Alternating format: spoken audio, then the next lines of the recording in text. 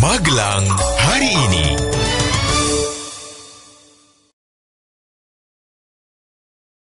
Halo, berjumpa kembali bersama saya Bondan Petinson yang telah siap menyajikan rangkuman berita-berita terhangat seputar Magelang dalam Magelang hari ini hanya untuk Anda. Langsung saja kita menuju informasi yang pertama. Warga Magelang prestasi hebat ditorehkan Farida Syarifah dalam ajang Asian Technology Competition yang dilangsungkan di Bangkok, Thailand belum lama ini. Guruman Tegalrejo ini menjadi juara ketiga dalam lomba Scientific Writing Category.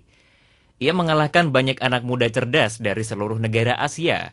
Dalam ajang tersebut, Farida mengajukan karya ilmiah tentang metode pendidikan dengan memanfaatkan kemajuan teknologi informasi dan komunikasi. Karya ilmiah yang ia ajukan dinilai sebagai salah satu yang terbaik dari 16 peserta perwakilan negara-negara di Asia. Beralih ke berita politik. Panitia Pengawas Pemilu Kecamatan Borobudur menemukan selebaran kertas terkait kampanye Pilgub Jateng tahun ini. Isinya artikel rekam jejak salah satu pasangan calon Pilgub yang disoroti saat mengomentari sejumlah persoalan. Selebaran tersebut masih ditemukan di Desa Majaksingi dan Tuk Songo. Pihak Panitia Pengawas Pemilu masih menyelidiki asal selebaran tersebut. Sementara itu, setelah dikabarkan hilang terbawa arus Sungai Elo, 2 siswa Islam terpadu Al-Hikmah Karanggede Boyolali dipastikan meninggal.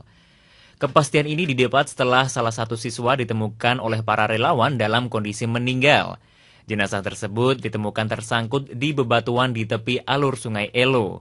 Sehari sebelumnya, jasad satu siswa lain sudah ditemukan dalam kondisi yang juga meninggal. Beralih ke informasi selanjutnya. Taruna tingkat keempat Akmil berhasil menyelesaikan latihan on the job training atau OJT.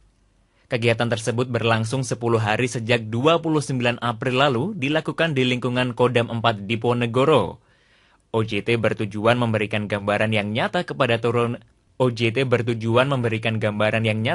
taruna sebagai bekal pengetahuan, referensi, dan modal dalam menghadapi tugas. Partai politik yang mendaftarkan calon legislatifnya tidak diimbangi rencana yang matang. Alhasil, daftar calon legislatif sementara yang masuk ke KPU Kabupaten banyak yang tidak lengkap. Dari 429 bacalek, hanya 22 yang dinyatakan lolos. Bacalek yang tidak lolos disebabkan karena mereka belum memenuhi syarat administrasi yang ada. Masih dari kabupaten, gedung Dewan Kabupaten dipenuhi pedagang dari Pasar Bandongan hari ini. Mereka mendatangi gedung Dewan untuk mengetahui secara langsung penjabaran rencana pembangunan kembali Pasar Bandongan. Jumlah pedagang mencapai 150 orang. Mereka sengaja tidak berjualan hari ini untuk memenuhi undangan Dewan. Sementara itu, ratusan umat Katolik Magelang memperingati Hari Raya Kenaikan Yesus di Gereja Saint Ignatius. Mereka menggelar misa syukur meriah. Dengan merayakan Hari Kenaikan Tuhan, diharapkan umat diundang semakin memeriksa kembali jati diri atau identitas sebagai seorang Kristiani sejati. Sementara itu, Dinas Perhubungan dan Satpol PP Kabupaten menutup paksa 1 kios di Terminal Secang. Pemilik kios mengaku tidak terima atas penutupan paksa tersebut. Alasannya, penutupan tersebut tidak berdasar hukum yang jelas. Sebab, selama menempati kios di Terminal Secang, pihaknya mengaku sudah mengantongi izin. Untuk itu, jika tidak ada kejelasan, pihaknya akan menempuh jalur hukum. Beralih ke dunia pendidikan.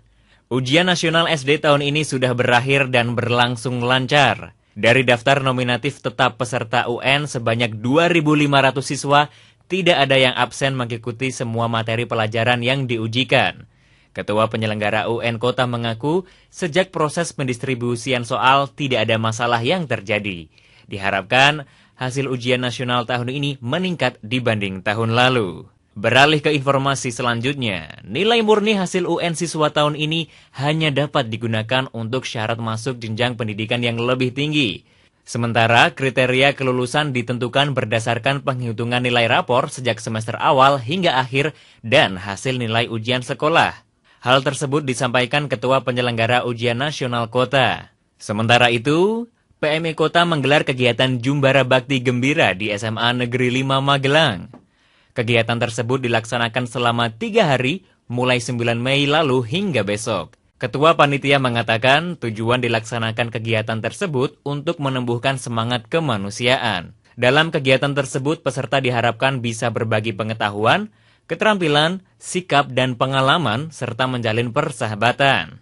Menuju berita yang terakhir, sorotan terhadap ambrolnya pergola di trotoar depan RSJ terus datang. Kali ini datang dari aktivis mahasiswa. Presiden BEM UTM menyesalkan tidak adanya perencanaan yang matang terkait pembangunan pergola tersebut.